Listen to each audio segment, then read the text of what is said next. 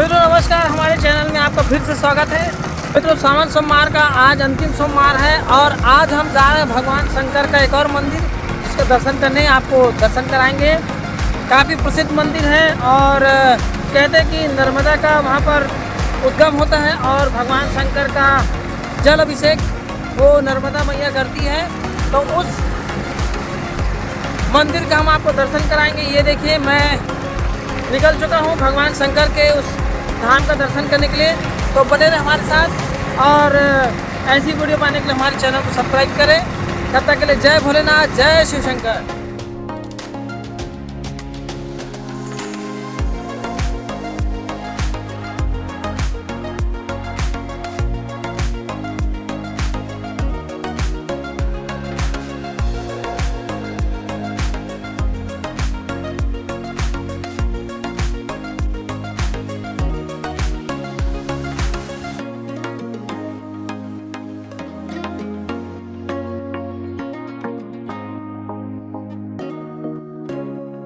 जय श्री राम, नमस्कार। हमारे चैनल में एक बार फिर से आपका स्वागत है।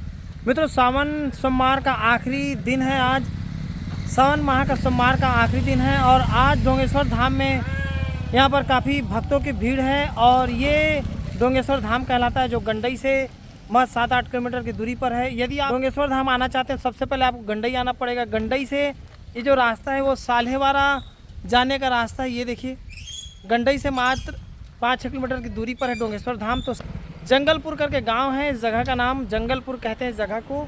और गंडई से साल्हेवारा वाले मार्ग में जंगलपुर नामक गांव में ही ये डोंगेश्वर धाम का प्राचीन मंदिर है, जहां पर अदृश्य रूप से नर्मदा मैया माँ शंकर का जल अभिषेक करती है। तो आपको वहां जाकर दिखाते हैं भगवान शंकर का वो धाम। और सावन सोमवार का ये आखिरी सोमवार है, इसके बाद लग जाएगा भाद्र पक्ष भादो। तो मित्रों ये गंडई से साल्हेवारा मार्ग में एक जगह पड़ता है, जंगलपुर कहते हैं। और ये कच्ची सड़क है। कच्ची सड़कों से आपको 2 किलोमीटर 3 किलोमीटर अंदर आना पड़ेगा। ये देखिए, आपकी यात्रा मंगलमय हो। आज सावन सोमवार का अंतिम सोमवार, इसके बाद 2-3 दिन बाद रक्षाबंधन से ही भाद्र पक्ष लग जाएगा। तो यहाँ का जो डोंगेश्वर धाम है, जिसको चोरा धाम भी कहते हैं, यहाँ पर अदृश्य रूप से माँ नर्मदा प्रकट होकर भगवान शंकर का जल अभिषेक करती है। और कहते हैं कि ये भगवान शंकर जो है स्वयंभू है, स्वयं प्रकट हुआ है। तो ये चोरा धाम है, डोंगेश्वर धाम में। देखिए भक्तों की काफ़ी भीड़ आपको नज़र आएगी, मैं आपको दिखाऊंगा। ये देखिए भक्तों की काफ़ी भीड़। तो पहुंचकर आपको दिखाते हैं मित्रों।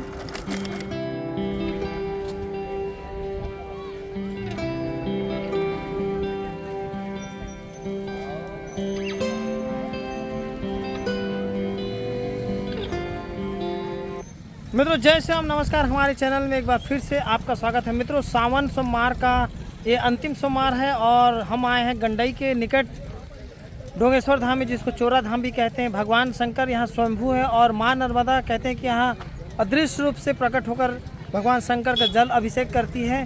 काफ़ी भक्तों की भीड़ रहती है और आज सावन का अंतिम सोमवार है। ये देखिए, इस धाम में आने के लिए काफ़ी भक्त हैं। मित्रों यहाँ अगर आप आना चाहते हैं, सबसे पहले आप गंडई आइए। गंडई से साल्हेवारा मार्ग में एक जंगलपुर करके एक गांव पड़ेगा, उसके पहले एक 2-3 किलोमीटर का रास्ता कटा है, वो सीधा डोंगेश्वर धाम आने के लिए है। तो आप यहाँ आ सकते हैं। तो मित्रों आगे आपको दिखाते हैं डोंगेश्वर धाम का दृश्य, कैसा है मंदिर और कैसा है वहाँ का स्ट्रक्चर और कैसा वहाँ का क्या कहानी है। तो बने रहे हमारे साथ। जय श्री राम।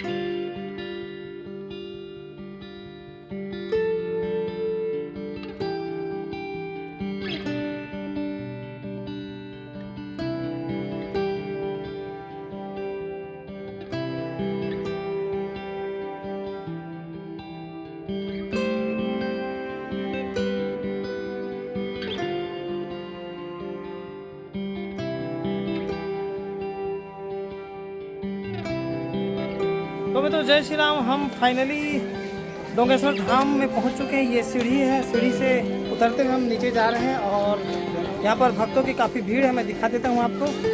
ये देखिए यहाँ पर कुंड भी है।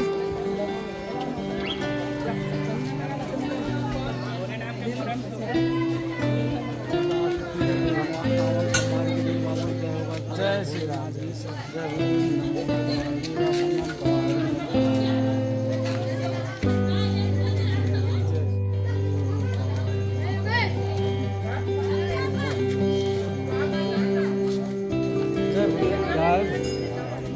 तो मित्रों हम यहाँ पर डोंगेश्वर धाम में आए हैं, जो गंडई के निकट ही साल्हेवाड़ा मार्ग में है। जगह का नाम है जंगलपुर, जो गांव है।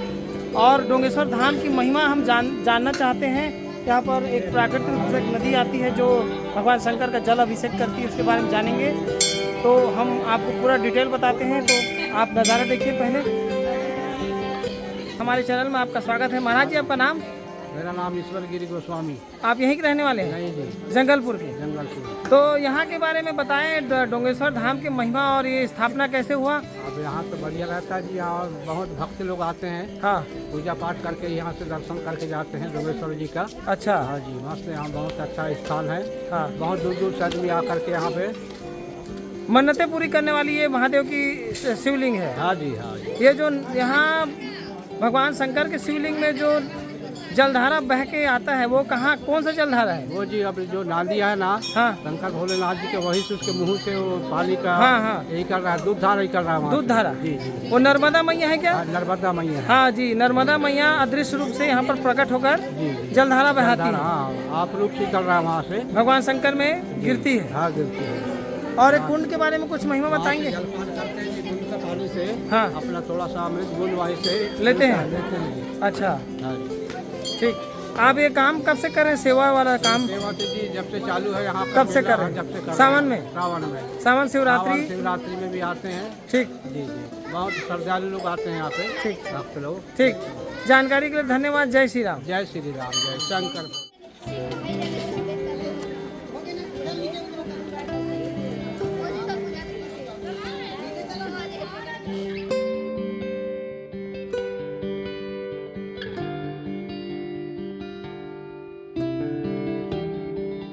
मित्रों कहते हैं कि यहाँ पर माँ नर्मदा जो है अमरकंटक में प्रकट होती है, लेकिन एक धारा यहाँ पर आकर बहती है। एक धारा हम गंडई के नर्मदा में देखते हैं, वो धारा है, और वही धारा यहाँ पर आकर बहती है और भगवान शंकर का जल अभिषेक करती है। डोंगेश्वर धाम कहते हैं काफ़ी महिमा है, मन्नतें पूरी होती है। कहते हैं कि जलकुंड के जल को पान करने से सारे रोग व्याधि और जितने भी पाप जैसे कर्म है वो सब दूर हो जाते हैं। इस कुंड में स्नान करने से सारी जो बाधाएं दूर हो जाती है और व्यक्ति जो है पापी रहता है वो पाप मुक्त हो जाता है, सारे रोग से मुक्ति पा जाता है। तो ये जल कुंड है, इसमें आप आचमन कर सकते हैं, स्नान कर सकते हैं, जलपान कर सकते हैं। माँ नर्मदा जो है अमरकंटक में प्रकट होती है और उसका एक धारा यहाँ पर आकर यहाँ गंडई में मिलती है, गंडई में गिरती है। ये एक धारा है, पवित्र नर्मदा का धारा। हर हर महादेव, जय शिव शंकर, जय श्री राम। मित्रों ये वही पहाड़ है जिसके नीचे भगवान शंकर का शिवलिंग विराजित है, स्थापित है, और वहाँ से माँ नर्मदा का एक छोटी सी पतली धारा भगवान शंकर का जल अभिषेक करती है। जी हाँ मित्रों, यहाँ पर भगवान विष्णु, लक्ष्मी और राम लक्ष्मण जानकी का भी यहाँ पर मंदिर रखा गया है, हनुमान जी का मंदिर रखा गया है। ये है पहाड़। तो मित्रों हम मंदिर में हैं और यहाँ की महिमा कथा के बारे में हमने बताया और दर्शन करने का समय आ गया है। भगवान स्वयंभू है, शिवलिंग के रूप में प्रकट है और माँ नर्मदा यहाँ पर प्रकट होकर भगवान शंकर का जल अभिषेक करती है। कुंड है जिसका जल पान किया जाता है, ये देखिए। और यहाँ पर माँ नर्मदा जो है शिवलिंग से यहाँ पर बहती है, ये देखिए।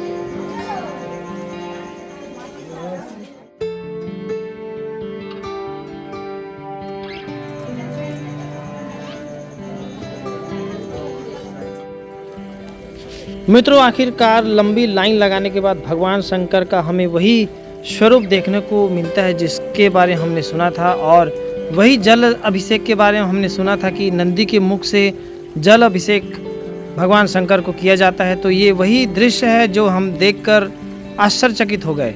कहते कि माँ नर्मदा का एक छोटी सी धारा यहाँ पर आकर बहती है और भगवान शंकर को जल अभिषेक करती है। कहते हैं कि भगवान शंकर यहाँ स्वयं प्रकट हुए थे, स्वयंभू शिवलिंग कहते हैं। 1974 में भगवान शंकर के इस शिवलिंग को खोजा गया वनवासियों के द्वारा, जंगल वासियों के द्वारा। फिर उसके बाद प्रचार प्रसार हुआ, फिर यहाँ पूजा पाठ का दौर शुरू हो गया। उसके बाद इस जगह का नाम डोंगेश्वर धाम या चोरा धाम रख दिया गया। तो अब ये काफ़ी प्रसिद्ध हो चुका है मित्रों। दूर दूर से लोग अलग अलग राज्य से, अलग अलग ब्लॉक से यहाँ पर आते हैं। छत्तीसगढ़ के गंडई का एक बहुत ही महत्वपूर्ण शिव मंदिर है, जो चमत्कारिक शिव मंदिर है। कहते हैं कि इसके कुंड के जल को पान करने से सारे रोग व्याधि नष्ट हो जाते हैं और स्नान करने से सारे पाप नष्ट हो जाते हैं। तो ऐसा ही चोरा धाम और डोंगेश्वर धाम की महिमा और कथा। यहाँ पर निर्माण का कार्य जारी है और ये देखिए, मैं फिर से दिखा रहा हूँ, ये वही पहाड़ है जिसके तराई में भगवान शंकर का शिवलिंग विराजित है। इसे कैलाश पर्वत नाम रखा गया है, ओम नमः शिवाय नाम लिखा गया है यहाँ पर। ये चट्टान है जिसके नीचे से अंदर से वही नर्मदा माँ और नीचे से प्रकट होती है। ये नीचे का जंगल वाला दृश्य है, ये देखिए, काफ़ी दूर तक जंगल ही जंगल आपको नज़र आएंगे और कुछ भक्त यहाँ पर स्नान करते हुए। ये देखिए, साल सागौन के बहुत सारे यहाँ पर आच्छादित जंगल हैं। ये विष्णु लक्ष्मी माँ का ये वही छोटा सा स्वरूप मंदिर। ये ऊपर चट्टान का दृश्य है, मैं आपको दिखा रहा हूँ।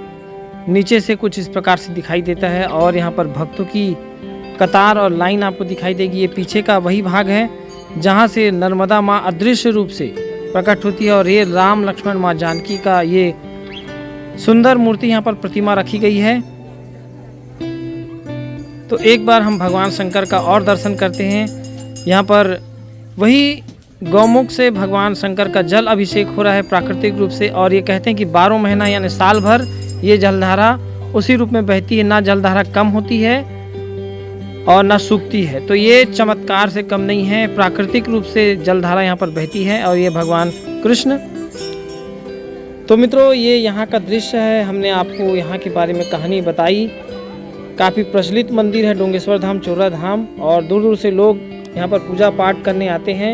यहाँ पर 2 कुंड बनाया गया है। एक नीचे कुंड है जहाँ पर स्नान करते हैं भक्त, ये देखिए, और एक कुंड ऊपर में है जिसका पानी नीचे में आता है पूजा पाठ वाला। ये देखिए, ये वही स्थान है, चमत्कारिक कुंड कहते हैं। और ये मंदिर का सामने का भाग, यहाँ पर राम राम लिखा है, जय श्री राम लिखा है। तो मित्रों, हम आगे बढ़ते हैं गुफा की ओर, जहाँ पर तपस्वी तपस्या करते थे। तप स्थली, तप भूमि कहते हैं इस जगह को, जो आज पर्यटन स्थल और दर्शनीय स्थल बन गया है। सुरंग है और इसके अंदर कहते हैं बहुत गहराई है जहाँ जाना संभव नहीं है। विशाल वट वृक्ष यहाँ पर आपको दिखाई देगा। ये देखिए, ये वही सुरंग है। हमारे पास लाइट की सुविधा नहीं होने के कारण हम आपको नहीं दिखा पाएंगे, क्योंकि अंधेरा काफ़ी रहता है और मौसम भी बिगड़ा हुआ रहता है, जिसके कारण लाइट कम रहती है, दिन में उजाला कम रहता है, ये अंधेरा है।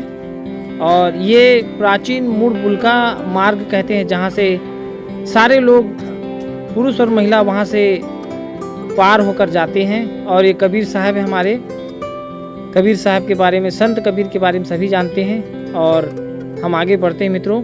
ये तप स्थल है जिसके बारे में मैंने फिर से बताया था आपको। यहाँ पर ऋषि मुनि प्राचीन काल में ही तपस्या करते थे, जो आज सिद्ध हो चुका है। और ये दूर का सुदूर एक तालाब नजर आएगा आपको।